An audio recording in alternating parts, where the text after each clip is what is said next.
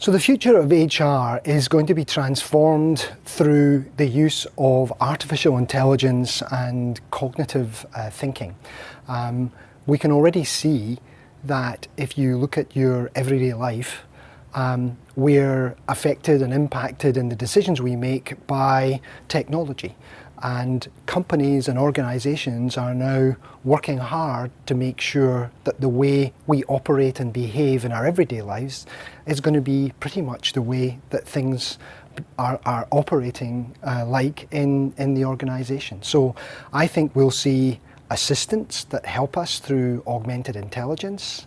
I think we'll use mobile much more than we are doing currently within organisations. I think we'll see spaces being more open and more agile, and I think we'll continue to see organisations becoming flatter and faster.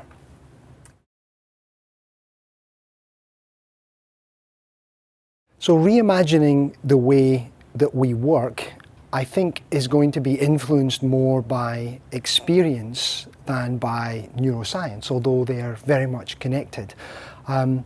The experiences that people have in their life, people are very interested in having good experiences, and sometimes workplaces can be less good. They're not as enjoyable. So I think what's going to happen is that we'll see much more influence about things that experiences we have on the outside that are good are going to have an impact and an influence on the way that companies are operating and behaving on the inside. And so experience is going to be more important, I think, than neuroscience in here.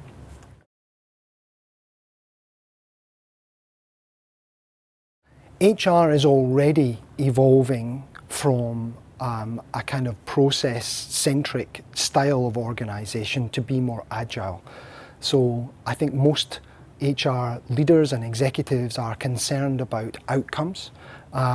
They can see that all of the efficiencies that have been gained in process and process methodology over time has been effective, but now we need something different, and we need to make sure that it's the outcome rather than the process that we're working towards. And I think that in itself will change the way that HR functions are operating.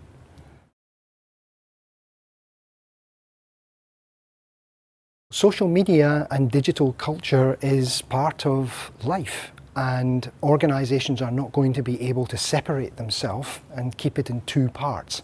I think if you look back in history, people used to think about there's my social life or my personal life and there's my work life. And now I think things are much more fluid than that. And I think people see work as an extension of home or social, and they want to be able to do all of the same things that they can do in their personal life in the work environment. So I think social is a transforming factor that's influencing organisations and helping them to do things in much more agile and flexible ways. And all for the good, much more positive and all for the good.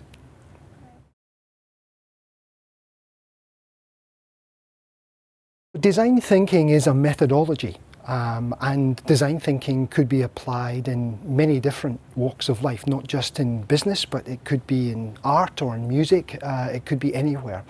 The most important thing about it is that to recognise it is a methodology. It's about becoming culturally different and allowing agile methods, agile thinking, trying things out, maybe experimenting.